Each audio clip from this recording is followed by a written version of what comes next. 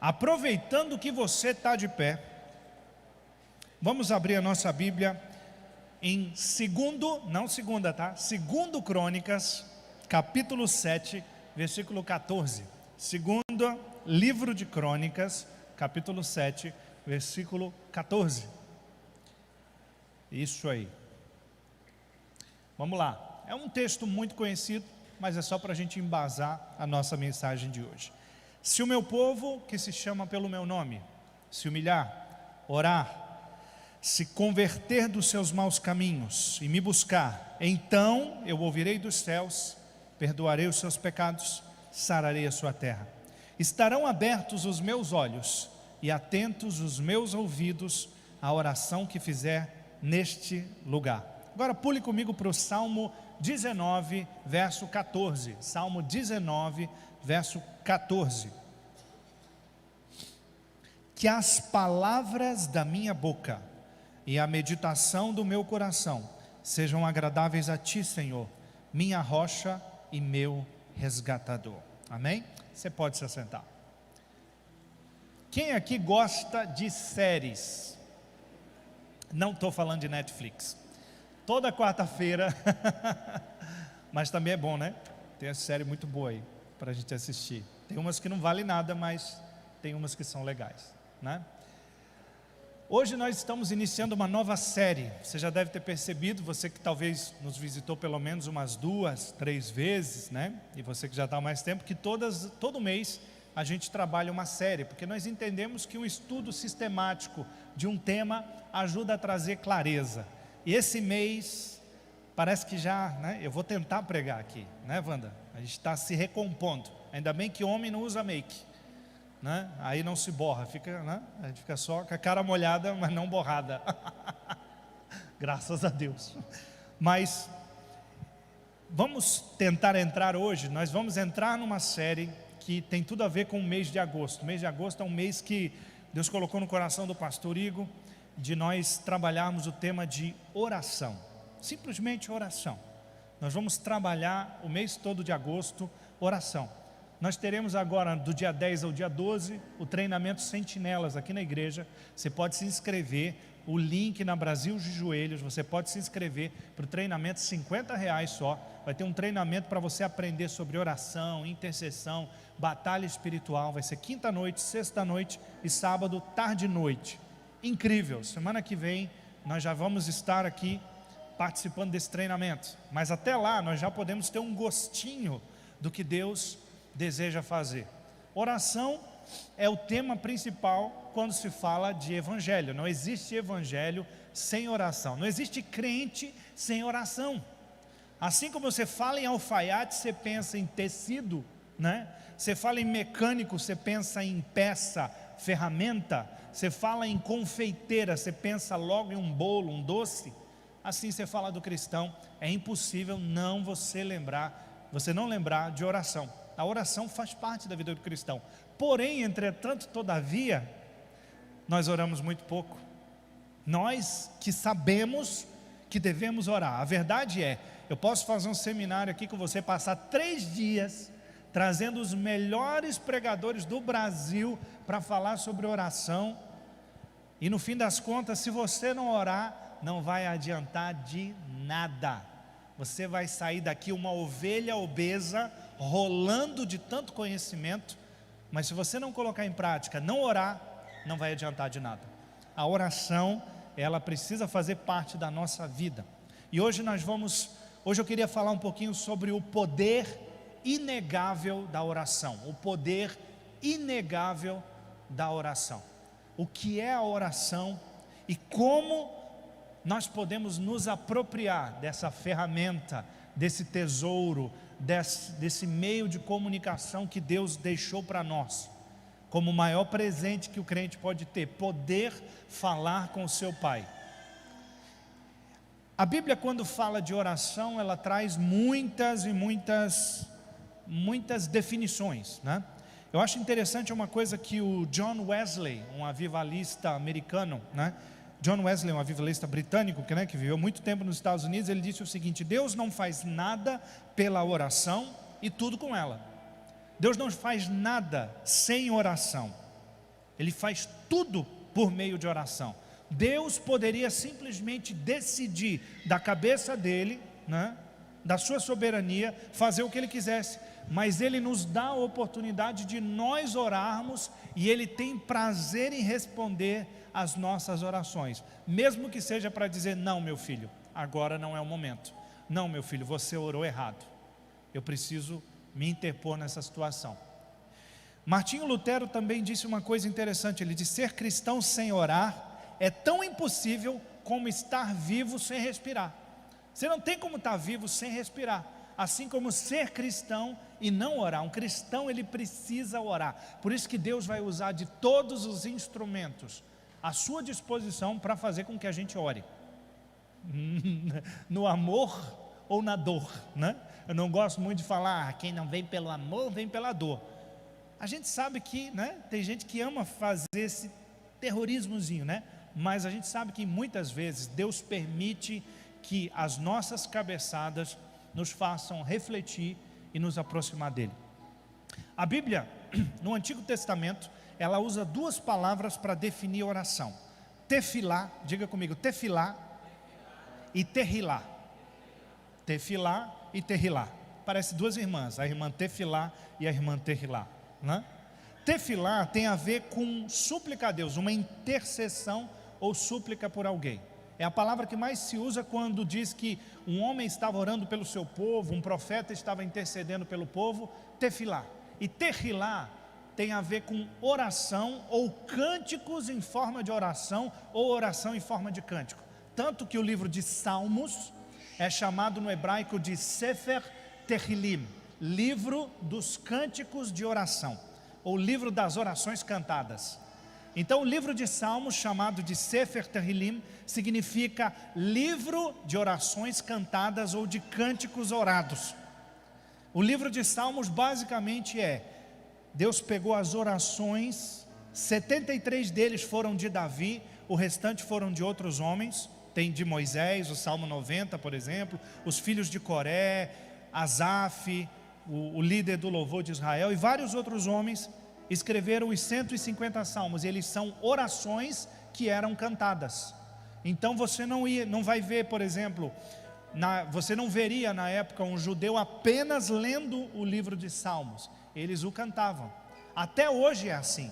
Se você pegar e observar um judeu messiânico, ou seja, que crê em Jesus ou não, ainda esperando o Messias, ele sempre que ele pega o livro de Salmos, ele canta até a apresentação do Salmo. Se ele pegar o Salmo 23, ele vai dizer Mismor le Davi, ele vai dizer Salmo de Davi, ele canta Mismor le Davi, com aquela voz meio, né, meio esticada, sofrida, lamentosa. Ele vai cantar desse jeito, ele lê tudo.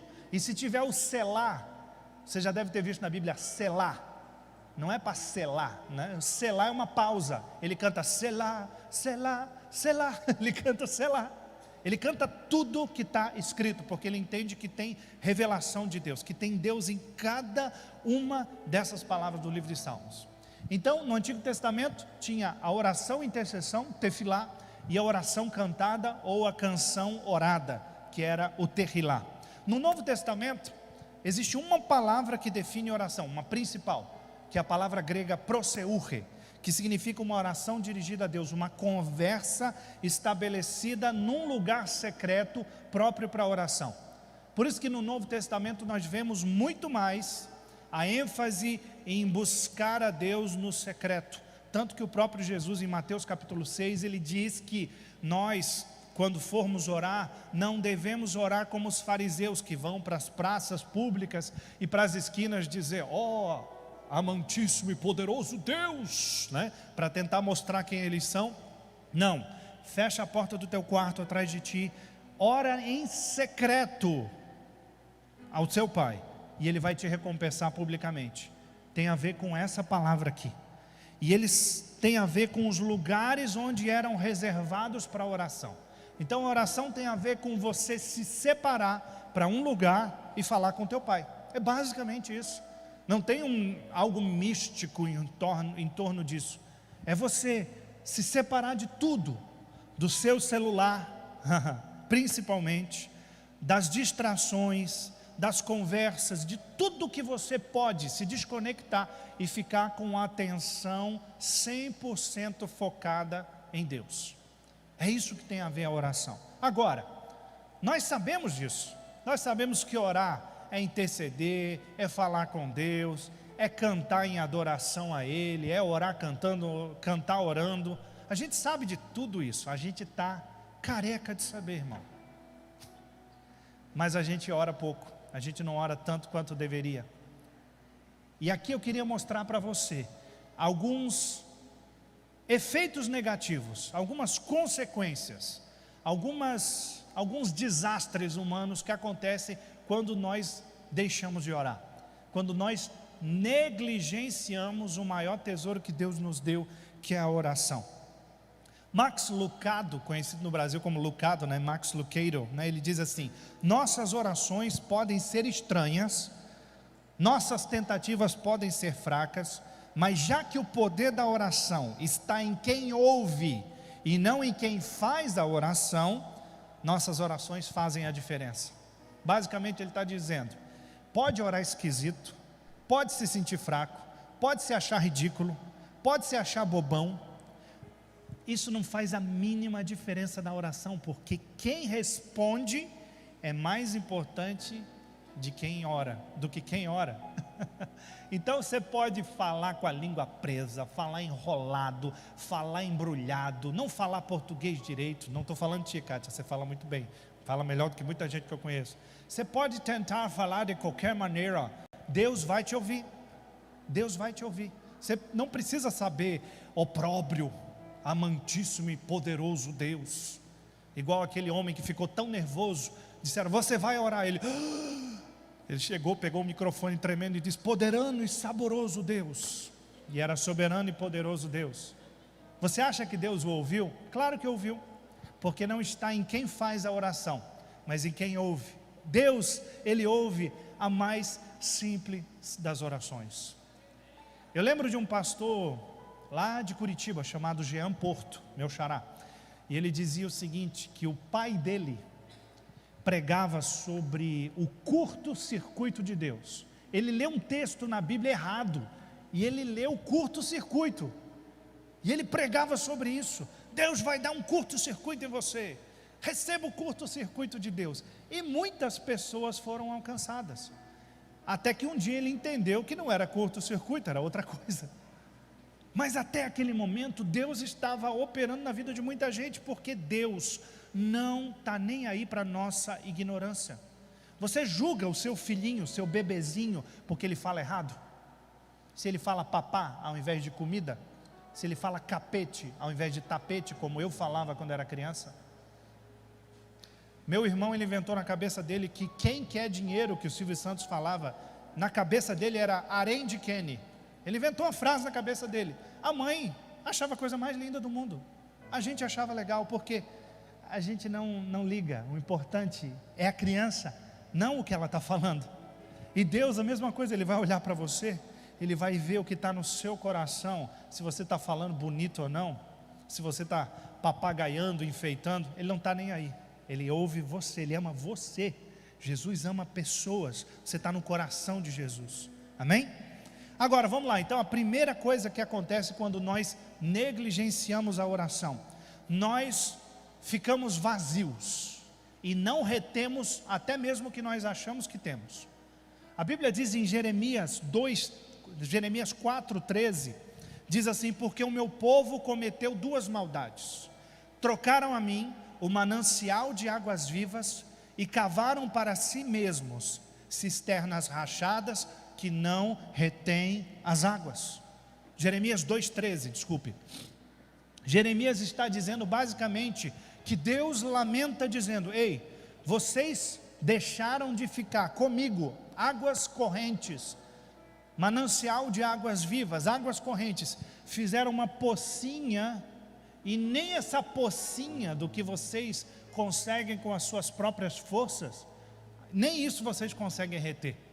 Quando nós não oramos, até o que a gente acha que conquistou pela nossa habilidade humana, nem isso a gente consegue segurar, porque a nossa vida sem oração, a nossa vida desconectada do manancial, da fonte de águas vivas que é o Senhor, é uma cisterna rachada, vai tudo embora, você já não percebeu? Aí você faz 5 minutos de oração, depois que chega todo quebrado diante de Deus, não está mais nem conseguindo andar e diz, tá bom Deus, eu vou orar, aí ora 5 minutos e fica forte. As coisas que levaram meses você tentando usar a sua maravilhosa habilidade, tudo que você aprendeu com o seu coach, tudo que você aprendeu na escola da vida, com a sua experiência, e te fizeram quebrar a cara. Em 5 minutos, em oração, Deus vem e haja luz, haja água, haja separação de trevas e luz. Ele coloca a sua vida que está vazia e sem forma, Ele de repente põe tudo no lugar. Só falta vir um anjo do céu e dizer assim, agora entendeste, ó cabeção. Não é? Se tivesse isso, eu acho que a gente cairia um pouquinho mais na real, não é? Porque quando nós não oramos, nós ficamos vazios, e até o que a gente acha que está retendo, na verdade está indo pelo ralo, está indo embora, pelo esgoto. A Bíblia diz não, o autor do livro Uma Vida com Propósito, Rick Warren, pastor americano Rick Warren, ele diz o seguinte: Deus consegue lidar com a sua dúvida, com a sua raiva, com o seu medo, com a sua tristeza, com a sua confusão e com as suas perguntas. Você pode trazer tudo a Ele em oração. Às vezes a gente não ora porque a gente diz, eita, se eu falar isso para Deus, Ele vai dizer, tu tá doido, rapaz? Tem gente que pensa assim, tem gente que não se aproxima de Deus porque acha que o que ele vai orar é maluco demais. Ei, Deus te conhece. É você dizer, ei, dono da valita, desse liquidificador da valita, eu não vou pedir para você arrumar porque eu acho que você não sabe arrumar isso aqui. É basicamente isso que nós estamos dizendo. Nós estamos dizendo ao Criador que Ele não entende a criatura. Ele nos conhece, irmão. A Bíblia diz no Salmo 139, ainda que a palavra não nos tenha chegado à boca, Tu já conheces, Senhor. Ele já sabe, mas Ele quer conversar com você. Tem coisas que eu já saco de longe que o meu filho quer, mas eu espero ele chegar e falar comigo, só para ouvir ele falando. Eu já sei o que ele quer, os olhinhos dele já dizem o que ele quer, tanto para o bem quanto para o mal. Eu já sei, mas eu quero ouvir da boca dele, porque é prazeroso nós ouvirmos a doce voz dos nossos filhos. Imagine Deus ouvindo a nossa voz. Segundo, nós ficamos sedentos e famintos, porque negligenciamos a Jesus, a nossa fonte de sustento. Jesus, ele disse no último dia da festa, em João 7,37, Jesus, no último dia da festa, o mais importante do dia das festas de tabernáculo, Jesus disse assim: quem tem sede, venha a mim e beba, pois as escrituras declaram, rios de águas vivas brotarão do interior de quem crer em mim. Quando nós negligenciamos a oração, nós vamos ficar com sede, nós vamos ficar com fome. Se você não beber água, você fica desidratado. Se você não comer, você morre de inanição, de qualquer coisa, você vai morrer. Se você não comer e se você não beber, você vai morrer. E a gente sabe disso, né? A gente não precisa de um alarme, a gente não precisa botar um alarme na nossa, para beber água, até que virou modinha nos últimos anos, né? Com esses life coach, né? Os coaches de vida. Não, põe um alarme, põe a garrafa gigante, beleza, se hidrate mesmo, glória a Deus, aleluia. Mas o nosso corpo já avisa isso. Alguns até bem alto, né? Começa a gritar o Tiranossauro Rex aqui dentro. Você sabe que está na hora de, atenção, está na hora de matar a fome, né? Como dizia a TV Colosso. Você sabe que você tem que comer, não precisa um anjo descer do céu. Oh, Bruno, por que não comeis? Está na hora do almoço, meu servo. Não precisa, o corpo avisa. E quando você está com aquela tristeza profunda, aquele desânimo, dor no corpo, dor na alma, dor no espírito, com dor em todo lugar, e você diz assim: ai, o que será que está me acontecendo? Provavelmente você está com fome espiritual, emocional. O corpo está te avisando. Você está nervoso, irritadiço, chato, chatonildo, chatérrimo. Aí você diz: o que está acontecendo comigo? Todo mundo percebeu, você está com fome. Você está com fome. Cara feia para mim é fome. A gente aprendeu isso, não é? Emocionalmente, espiritualmente, se você está com cara feia, emocionalmente, espiritualmente, provavelmente você está com fome espiritual. Você não está bebendo da fonte que é Jesus. Jesus vem e diz: eu sou água. Jesus vem e diz: eu sou pão. Aí você diz: peraí, o que será que ele quis dizer? Sede e fome. Sede e fome. Jesus, ele falava tão simples que as pessoas olhavam: não pode ser tão simples assim. Bora complicar. Vamos criar a teologia do não sei o que, e vamos usar palavras difíceis, né? Pneumatologia, soteriologia, e não sei o que. Vamos complicar? Não, ele diz assim: eu sou a água e eu sou o pão. Quer dizer que você vai ficar com sede e você vai ficar com fome. Se você tiver com sede, pode vir em mim que eu estou facinho. Se você tiver com fome, pode vir em mim que eu estou facinho. Pode chegar em mim. Eu tenho o que você precisa. É isso que Jesus está dizendo. Simples assim. Meu filho de 6 anos entende isso perfeitamente.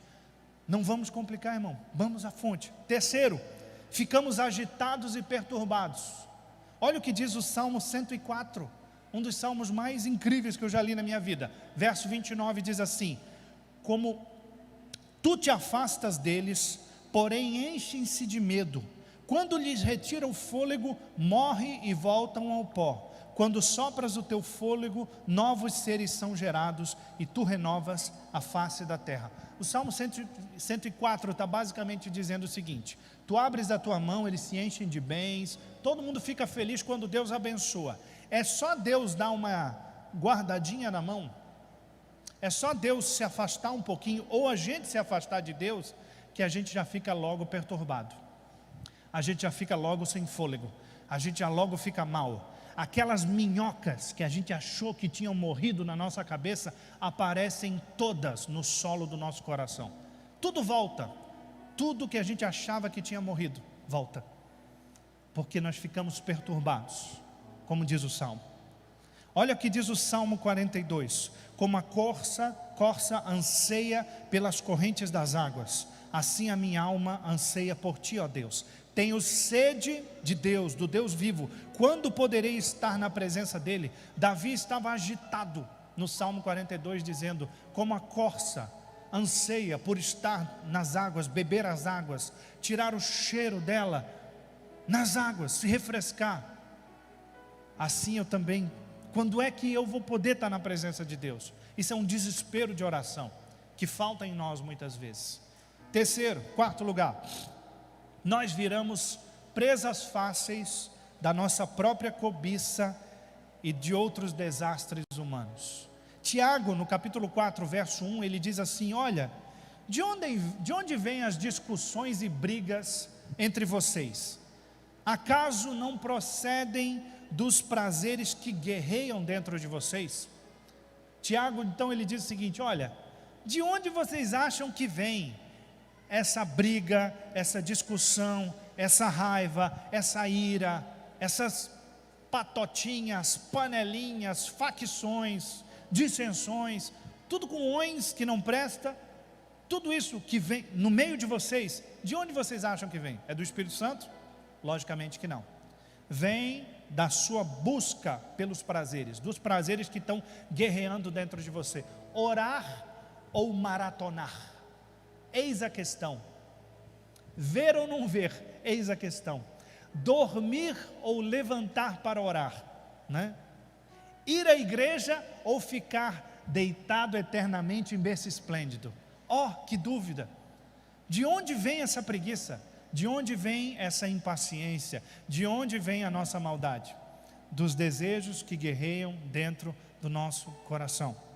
E Tiago, mais à frente, eu acho que é no verso 4, ele diz assim: adúlteros, não percebem que a amizade, Tiago 4,4, adúlteros, não percebem que a amizade com o mundo os torna inimigos de Deus? Repito, se desejam ser amigos do mundo, tornam-se inimigos de Deus. O que vocês acham que as Escrituras querem dizer quando afirmam que o Espírito colocado por Deus em nós tem ciúmes? A Bíblia basicamente está dizendo, Tiago está dizendo, olha, se você não alimentar o seu espírito com a comida espiritual, a sua carnalidade, as suas emoções distorcidas, os seus sentimentos deficientes, eles vão vir à tona. Tudo que não presta em você vai ficar em evidência. Tudo vai ficar em evidência.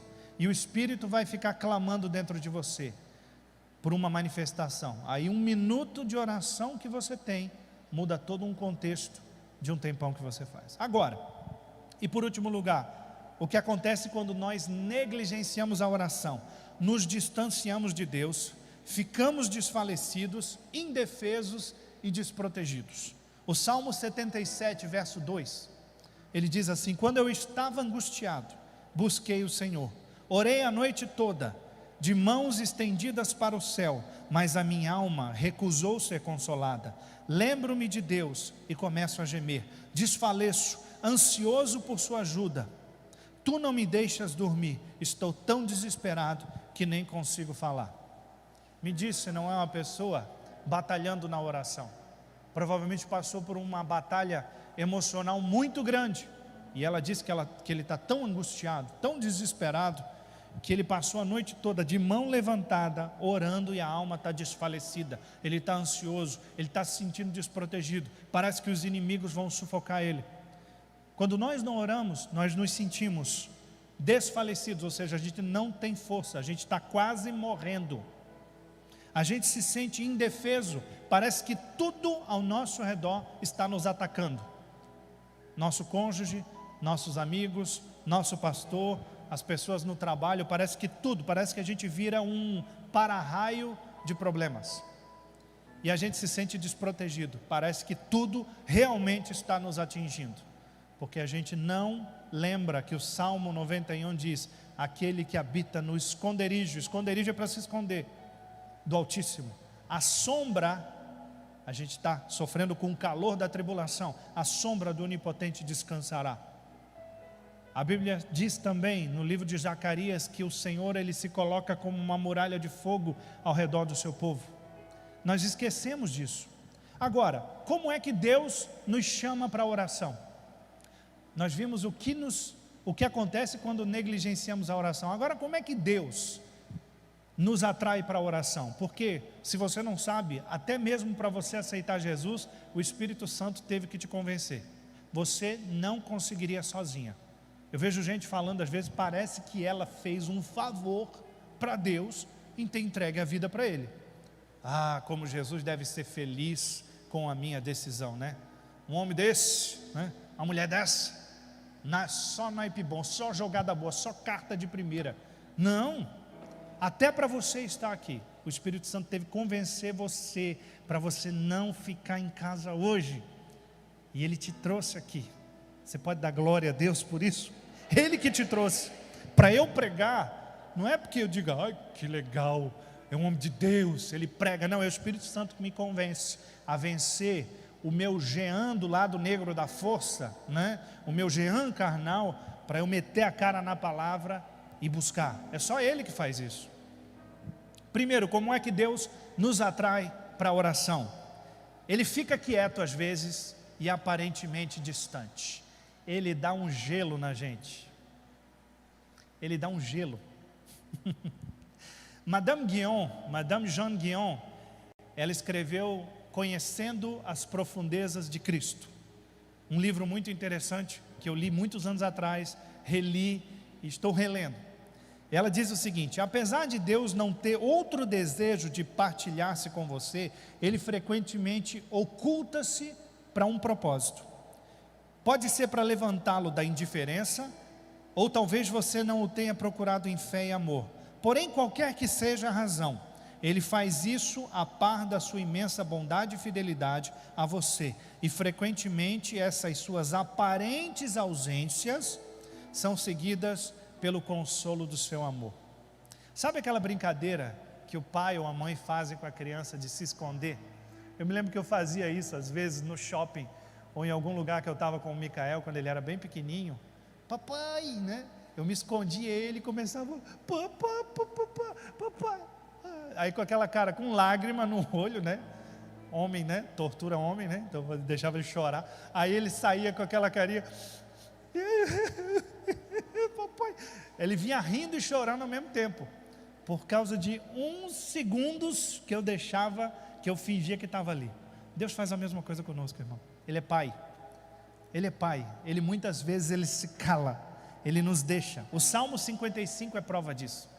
Davi começa o Salmo 55. Eu sei que ele havia pecado, mas ele diz assim: inclina, Senhor, os teus ouvidos à minha oração, e não escondas de mim, não te escondas da minha súplica. Ele estava sentindo como se Deus estivesse longe.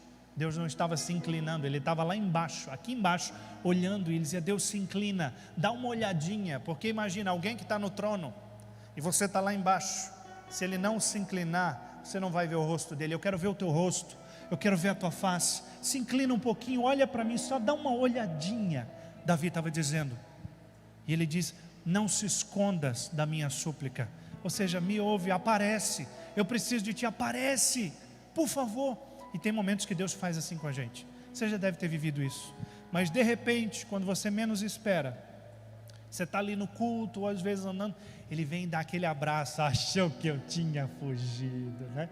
E ele de repente abraça você, conforme ele vai vendo aqueles raios de saudade, que você vai mandando do seu coração, as lágrimas que você vai derramando, porque a Bíblia diz que as nossas lágrimas, Ele colhe dentro da sua taça, e todas estão escritas no seu livro. Ele vai ouvindo aqueles flashes de oração, sabe? Aqueles raios de oração chegam até Ele, e de repente Ele vem com um consolo, e nos abraça e nos enche novamente. É tão bom, né, irmão? Quando Deus dá aquela esfriada, aquele gelo na gente, a gente acha, agora eu acho que eu pisei na bola para valer com Deus. A única coisa que me resta é tentar voltar para casa todo sujo, com cheiro de porco, todo imundo, e ver se pelo menos eu posso trabalhar na casa dele. Ele não precisa mais nem me chamar de filho, porque eu já fiz besteira demais. Aí quando você pensa isso, você olha e vê a única vez que a Bíblia registra Deus correndo. Você vê Ele correndo na tua direção. E você que esperava uma carranca, você de repente recebe um abraço, recebe restauração, recebe redenção, recebe restituição de tudo aquilo que você perdeu. Esse é o nosso Deus. Esse é o nosso Deus de amor. Então não sei como você chegou aqui nessa noite. Talvez você se sinta como se você tenha pisado na bola feio com Deus. Ei, Ele quer te abraçar nessa noite. Ele quer te abraçar, e aquele amor que você já sentiu antes vai ser maior agora, porque Ele não é como nós somos. Segundo, revelando um pouquinho da sua grandeza, poder e soberania. Deus, Ele mostra um pouquinho da grandeza dEle para nos atrair à oração. A Bíblia diz em Cantares capítulo 5, verso 4: o meu amado enfiou a mão pela fresta da porta, e o meu coração se estremeceu dentro de mim. Deus, Ele mostra um pouquinho da mão dEle para chamar a nossa atenção. Se os dedos dEle já são lindos, imagine o seu rosto. Se os milagres que Ele faz já nos deixam impressionados, imagine sentar e jantar com Ele. Mas infelizmente, nós, a igreja, o povo de Deus, muitas vezes fazemos um monte de coisa e deixamos Jesus do lado de fora. Por isso que a Bíblia diz em Apocalipse 3:20: eis que estou à porta e bato. Onde é que Ele está batendo? Qual é a porta que Ele está batendo? Da igreja que Ele fundou. Ele diz: eis que estou à porta e bato. Aquele que ouvir a minha voz, abrir a porta, eu entrarei e cearei com ele. Eu não sei quanto a você, mas quando a gente janta, a gente olha um no rosto do outro. É um momento que a gente não precisa, né? Eu imagino que o Jefferson não chega com a Tamires e diz assim: ó, amada esposa, como foi o seu belíssimo dia? Ela: ó, amantíssimo esposo, poderia eu ficar sem descrever com grandiosidade de detalhes a minha rotina de hoje? Não, né? Os dois podiam chamar o SAMU na hora, não é? Mesa é lugar de intimidade. A gente fala do nosso jeito, com o nosso sotaque, com as nossas expressões, do jeito caseiro de falar. Essa é a beleza da intimidade. Você não precisa de firulas, nem de enfeites, nem de exageros. E Deus espera isso da gente. Ele mostra um pouquinho do poder dele para que nós cheguemos a esse lugar de intimidade. Quando os discípulos estavam com Jesus em Marcos capítulo 4, verso 41, e Jesus ele acalma a tempestade, ele para o vento, eles olham uns para os outros e dizem assim: quem é esse que até o vento e o mar lhe obedecem? Eles ficaram impressionados com um milagre. Eles andaram há tanto tempo com Jesus e de repente ele faz um milagre. Ele diz: quem é esse que até o vento e o mar lhe obedecem? Deus ele faz milagres para a gente parar e perceber com quem que a gente está andando. Você já percebeu aquela pessoa que ela é tão simples, que você não dá nada por ela, mas de repente ela mostra uma faceta ela mostra que ela é mais inteligente do que você imaginava, ela é mais esperta do que você pensava. Você achava que você pegava ela com a mão, de tão bobinha que ela era. Não, ela era apenas simples, mas a cabeça dela, é grande, tem muita coisa ali. Você já encontrou pessoas assim? Jesus, eu imagino que ele era desse jeito. Quem olhava para ele não dava nada por ele, não no sentido que ele era largado, mal acabado, não, no sentido que ele era simples, mas quando abria a boca, a autoridade de Deus era tão grande que eles diziam: ele fala diferente, ele prega diferente, ele ensina diferente, porque ele não prega como os fariseus, ele prega com autoridade. Amém? E Deus faz a mesma coisa. Ele também recolhe a sua mão e esconde o seu rosto. O Salmo 104 que nós lemos anteriormente, eu já falei isso, ele esconde o seu rosto e eles ficam perturbados. Agora, ele também confronta os nossos pecados para abrir a nossa percepção. Como é que Deus chama a nossa atenção para a oração? Como é que ele chama? Ele confronta os nossos pecados para abrir a nossa percepção, para que a gente perceba que a gente não é tão legal assim, que a gente não é tão bacana quanto a gente pensa, que a gente não é a última bolacha do pacote, nem a última Coca-Cola, eu te repreendo, do deserto. Amém? Olha o que ele diz para a mulher samaritana em João capítulo 4, verso 15. Disse-lhe a mulher: Senhor, me dá dessa água, para que eu não tenha mais sede e não venha aqui tirá-la. Disse Jesus: vai e chama o teu marido. Olha só, ele não disse assim: sua adúltera miserável. Ele fez uma pergunta com toda a classe, né? Ele disse: vai, chama o teu marido e vem para cá. Daí ela como é que é? Chamar o meu quê? A mulher respondeu e disse: eu não tenho marido. Daí Jesus: agora tu falou uma verdade. Tu já teve, tu já teve 5 e esse aí nem é teu, é de outra, devolve que não é teu. E Jesus disse: disseste com verdade. Ele termina dizendo: isso que você falou, você disse com verdade. Deus, ele nos confronta e diz: tu é tão bom assim, então me fala de tal coisa. Você já viu quando você vai orar às vezes, né? Às vezes, né? Natal, Páscoa, ações de graça. Não, você não é americano, então é só Natal e Páscoa mesmo. Você vai orar, aí você acha que Deus vai dizer assim: que menino bonitinho, meu Deus, como você é legal.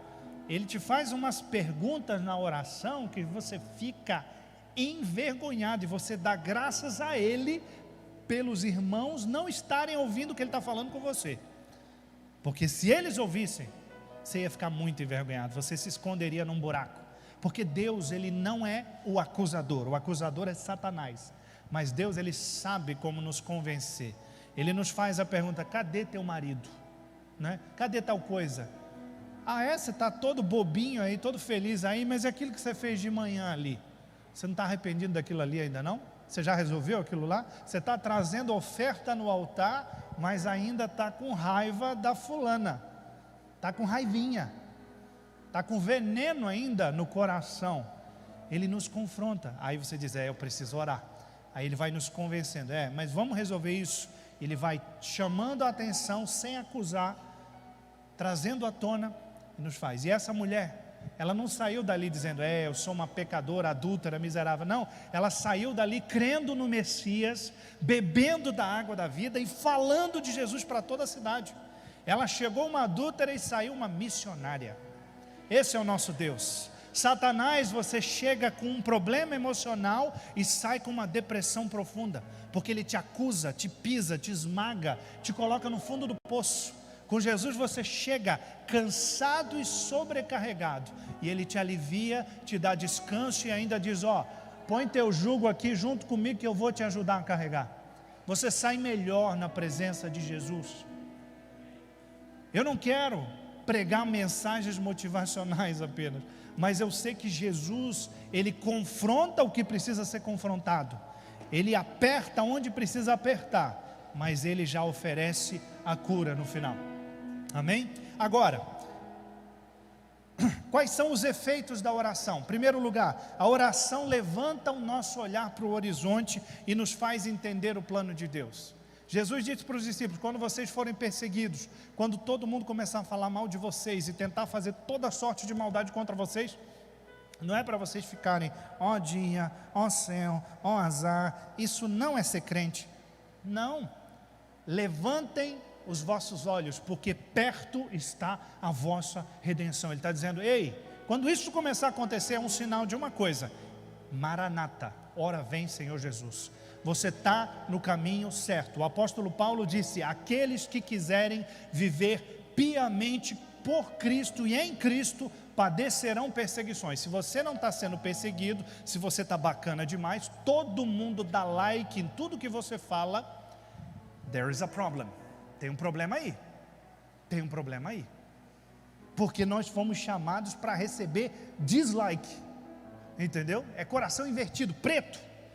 Entendeu? Com raios em cima. Não quer dizer que nada do que a gente faça vai ser legal, mas muita coisa, quando se trata do Evangelho, muita gente não vai querer saber. Não vai querer saber. Então, a oração, ela nos faz perceber o plano de Deus. Segundo, ela nos faz enxergar o quão abençoados nós somos. Davi ora no Salmo 103, bendize a minha alma ao Senhor, e tudo que há em mim, bendiga o seu santo nome. Bendiga a minha alma ao Senhor, e não se esqueça de nenhum dos seus benefícios. É Ele quem perdoa as suas iniquidades, é Ele que sara todas as tuas enfermidades, quem da cova redime a tua vida e coroa de graça e de misericórdia. É Ele quem enche de bens a sua vida, de modo que a sua mocidade se renova como da águia. O Senhor faz justiça e do juízo para com todos os oprimidos.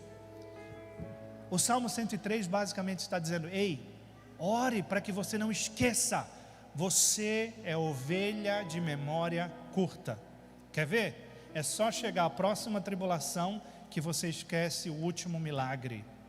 É sempre assim. É só chegar o novo problema que você esquece o grande, hiper, mega, ultra livramento que Deus acabou de dar para você semana passada. Ovelha de memória curta. Nós somos ovelhas de memória curta. Nós esquecemos, por isso que nós temos que dizer, minha alma, onde ficam meus sentimentos? Onde fica a minha vontade? Onde fica a minha inteligência? Alma, lugar de registro das minhas emoções, não te esqueça de nenhum dos benefícios de Deus. Não esqueça. De vez em quando eu sento, ou às vezes eu deito na rede lá fora na minha casa, eu fico pensando em tudo que Deus já me falou, em tudo que Deus já fez na minha vida, e eu começo a reviver alguns momentos, e eu, como manteiga derretida que sou, daqui a pouco eu estou com a cara encharcada, daqui a pouco eu começo a dizer, meu Deus, certamente a bondade e a misericórdia do Senhor, elas estão me perseguindo. Eu vou para cá, ela me persegue. Eu corro para lá, ela me persegue. Eu corro para cá, ela me persegue. E ainda no final das contas, eu sei que com Jesus eu habitarei na casa do Senhor para todo sempre, porque Ele é o meu pastor, Ele já me fez deitar em verdes pastos, Ele já me levou a águas tranquilas, Ele já caminhou comigo no vale da sombra e da morte, Ele já me puxou com o seu cajado, já quebrou minha perna com a sua vara, já preparou a mesa na presença dos meus inimigos, enche o meu cálice de alegria, Ele transborda e eu posso compartilhar com outros irmãos. Eu não posso esquecer. Bate assim na sua cabeça e diz assim: ei alma, não esqueça de nenhum dos seus benefícios. Bendiga, ó minha alma, ao Senhor, e não te esqueça de nenhum dos benefícios.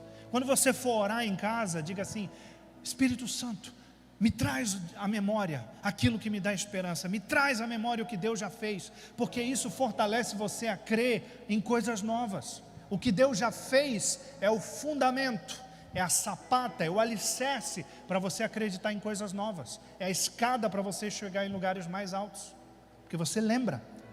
A oração nos faz discernir o quanto estamos protegidos, mesmo que pareça o contrário. A Bíblia conta a história que o servo de Eliseu, Geazi, veio correndo e dizendo: Senhor, Senhor, Senhor, Senhor, carros e cavaleiros aos montões em cima da montanha, nós vamos morrer. Eliseu, profeta velho, né? Cabeludo como eu, a Bíblia diz. 2 Reis 6,17, olha o que ele diz: e orou Eliseu e disse, ele não fez uma oração longa, ele fez o seguinte: Senhor, eu te peço que tu abras o olho para que ele veja. Só isso. Ele não orou assim: ó Deus, ó Senhor, tenha misericórdia. Não, ele disse: eu só quero, me ajuda a fazer o Riba ver. Aí o Riba viu, só isso. A Bíblia diz: e o Senhor abriu os olhos do moço, e eis que ele viu no monte cheio de carros e cavalos de fogo ao redor de Eliseu. A oração nos faz perceber que aquilo que a gente estava com medo, na verdade era intimidação de Satanás. A gente estava desesperado de medo, a gente achava: ih, agora o capeta pegou, agora, meu Deus, que tanto demônio, é uma capetada incontável. A gente precisa orar: Deus, me ajuda essa ovelha de memória curta e de visão míope, estrábica, a enxergar o que eu não estou vendo. Senhor, me ajuda a ver o que eu não estou vendo. Aí Deus abre os teus olhos e o verdadeiro amor lança fora todo medo. Aí de repente você, que estava morrendo de medo, fica mais forte que o Bruno, fica tufado, forte, fica maior que o Jefferson. É difícil, mas é possível, espiritualmente, tá? Aqui continua bracinho de abóbora cabocha. Mas de repente você começa a receber uma força que você não imaginava. Por quê? Porque você começa a ver o que você não estava vendo. A oração, ela abre os nossos olhos para que a gente perceba que Deus está no controle, o céu não está em crise. Eu continuo agora crendo em milagres, e eu sei que a minha família está debaixo da graça de Deus, por causa da oração. Você está com medo? Ore, e Deus abre os seus olhos. A oração move o cenário. Meu irmão, essa é uma das coisas mais lindas que eu já vi na minha vida. Atos capítulo 4, verso 31. Pedro estava pregando com os discípulos na rua. Eles foram presos, tentaram acusar eles de todas as coisas. Como viram que não tinha nada para acusar, soltaram Pedro e disseram: para de pregar. Ele disse: como eu vou parar de pregar se Jesus me mandou pregar? Eu vou continuar, é mais importante eu obedecer a Deus do que aos homens. Daí eles ameaçaram Pedro de novo, não tinha nada para acusar, mandaram Pedro. Pedro chegou na rua e disse: eita gente, agora o bicho pegou. Não, ele diz assim: oh Deus, obrigado, porque o Senhor nos livrou. E fez uma linda oração com todo o povo, e todo mundo se alegrou. Olha o que aconteceu, a Bíblia diz, Atos 4, 31. E tendo eles orado, moveu-se o lugar em que estavam reunidos. Você já pensou a gente orar aqui e de repente dar um terremoto santo aqui no templo da família Castanhal? É isso que aconteceu. E todos foram cheios do Espírito Santo e anunciavam com ousadia a palavra de Deus. O povo disse: não prega mais. Eles oraram juntos, o lugar estremeceu, foram cheios do Espírito Santo e eles saíram nas ruas pregando com mais vontade ainda. Essa sua falta de vontade de orar é porque você está condicionado ao seu cenário. Você olha para o lado e diz: não, ele não vai ouvir, estão me criticando, não curtiram a minha postagem, olha aquela cara feia, olha fulano, olha o meu problema familiar, olha a minha situação financeira. Ei, ore, que Deus move o cenário. Não importa o cenário. Já viu aquele cenário tipo de sai de baixo da Globo, aqueles cenários que gira assim, sabe? De repente está uma praça e daqui a pouco aparece uma sala, né? Você está num cenário, você ora, Deus muda o cenário. De repente você está num lugar onde os anjos estão trabalhando ao seu favor. E a ousadia, sabe o que vai acontecer quando você orar? Deus vai mover o cenário e Deus vai te encher do Espírito Santo e Ele ainda vai te dar ousadia para você pregar com mais autoridade ainda. Você vai estar lá naquele ônibus da cidade, como eu já fiz algumas vezes na minha vida. Me convida, Gips, vamos fazer isso. Lá no ônibus é boa tarde, gente, fiquem tranquilos, não é assalto, importante falar. Também não estou vendendo balinhas de gengibre, aquelas pessoas de bom coração que puderem ajudar com o meu trabalho. Não é isso. Eu queria falar, você está dentro desse ônibus, Deus marcou esse momento para falar com você. E você prega, perde a vergonha na hora. Ousadia. Ousadia não tem a ver com poder de oratória, com característica, com temperamento, não, tem a ver com o Espírito Santo de Deus. Então ore. A oração revela a nossa natureza celeste. A Bíblia conta a história que Moisés foi falar com Deus, quando ele desceu lá em Êxodo capítulo 34, verso 29, a Bíblia diz que Moisés desceu, e quando ele desceu, o rosto dele resplandecia. Era um rosto, né? Power, era energia, tinha o dinamis no rosto dele, tinha poder, tanto que o povo disse: eita, eita, eita, e Moisés foi descendo e eles foram ficando com medo, tanto que Moisés teve que botar um véu, porque o povo estava com medo do rosto dele que resplandecia. Em Lucas capítulo 9, verso 28, a Bíblia diz que quando Jesus estava orando, ele se transfigurou, ele ficou com essa aparência celestial. Você já deve ter tido aquela experiência que alguém chegou para você e disse assim: não sei, tem um negócio no teu rosto, tem alguma coisa, um brilho diferente em você, é a manifestação da vida celeste que você leva. Agora imagine se a gente orasse, irmão. Desculpe, esse tapa é para todos nós. Imagine se nós orássemos o tanto que deveríamos orar. Imagine se a gente largasse as redes sociais o máximo possível, deixasse de lado todos os nossos apegos, as prazeres e desejos, e orasse, passasse tempo mergulhando na presença de Deus, na oração, na palavra. Imagine, a gente não precisaria nem chegar: por favor, entregue a sua vida para Jesus. A pessoa: eita, o que é isso no teu rosto? O que é isso aí? O que é isso aí? Não sei o que é, mas eu quero. Dá para eu fazer também? Eu quero também isso aí. Transfere isso aí para mim, claro, agora, em nome de Jesus. Agora, amém? Gente, eu não estou contando história da Marvel nem da DC, entendeu? Não é filme da Barbie, não é ficção. Graças a Deus que não é filme da Barbie, em nome de Jesus, né? Não é ficção, é Bíblia, isso é real, isso aconteceu na vida dos discípulos e acontece na vida de muita gente no mundo todo, e é isso que nós queremos para a nossa vida. E a oração, ela desarma as ciladas de Satanás e tira a vantagem da mão dele. Quando nós não oramos, nós damos vantagem para Satanás, porque daí ele pode pegar o seu temperamento não tratado e dar uma atiçada, sabe? Pode dar uma garfadinha, sabe? Uma espetada em você para botar para fora o seu pior, a sua pior versão. Ele faz isso, ele ganha vantagem. 2 Coríntios 2,11, a Bíblia diz: para que Satanás não alcance vantagem sobre vós, pois não lhe ignoramos os desígnios. A Bíblia está dizendo, quando nós oramos, Satanás não tem vantagem sobre nós, e nós não ignoramos os seus esquemas. A palavra grega esquema significa que nós conseguimos perceber o que ele está armando para cima de nós. Agora, como nós devemos orar? Para a gente encerrar, a última coisa que eu tenho a falar. Isso aqui pode ficar para outra quarta-feira. Primeiro lugar, tendo em mente que Deus desde o princípio tem desejo de ter relacionamento conosco. Tem gente que não se achega a Deus, não ora, porque acha que Deus não se interessa por ele. Tem uma ferida, às vezes, de rejeição lá atrás.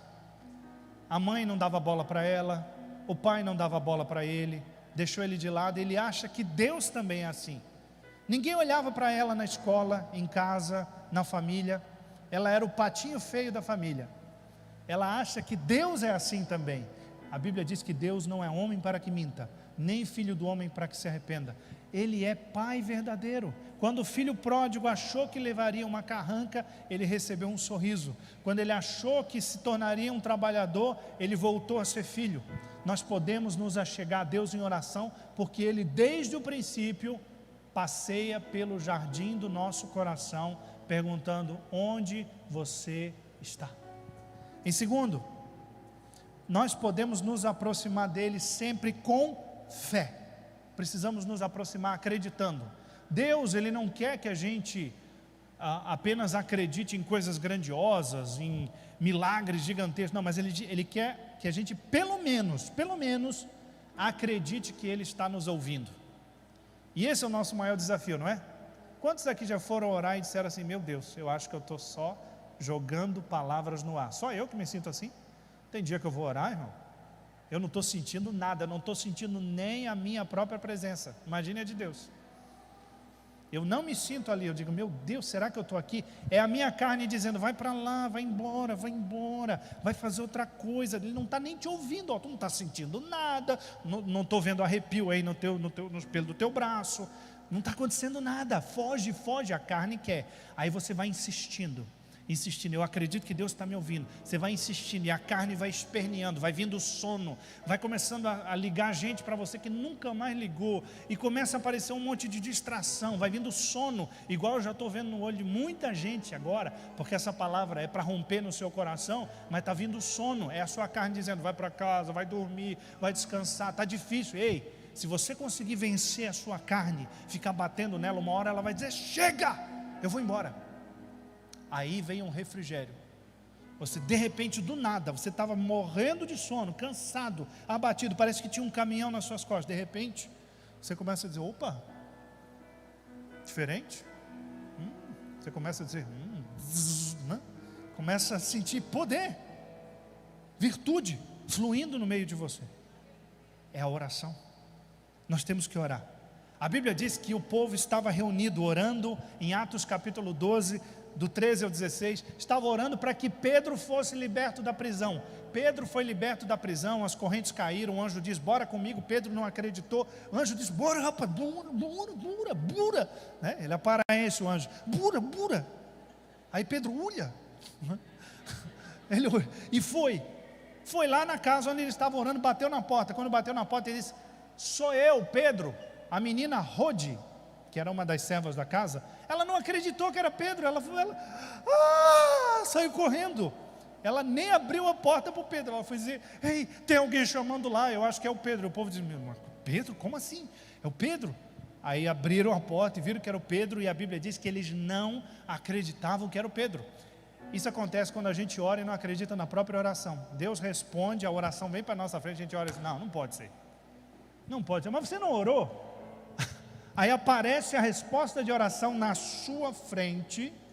Aí você diz: não, eu acho que é pegadinha. Você olha para ver se não tem câmera, se não é o João Kleber, ou se não é o Faustão, ou se não é alguém fazendo uma pegadinha. Não pode.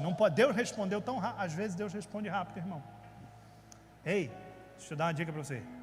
Às vezes Deus responde a oração, sabia? Você não sabia disso? É verdade. E às vezes nós não acreditamos, porque a Bíblia diz que aquele que se aproxima de Deus precisa ter fé, crer que Ele é presenteador, galardoador daqueles que o buscam.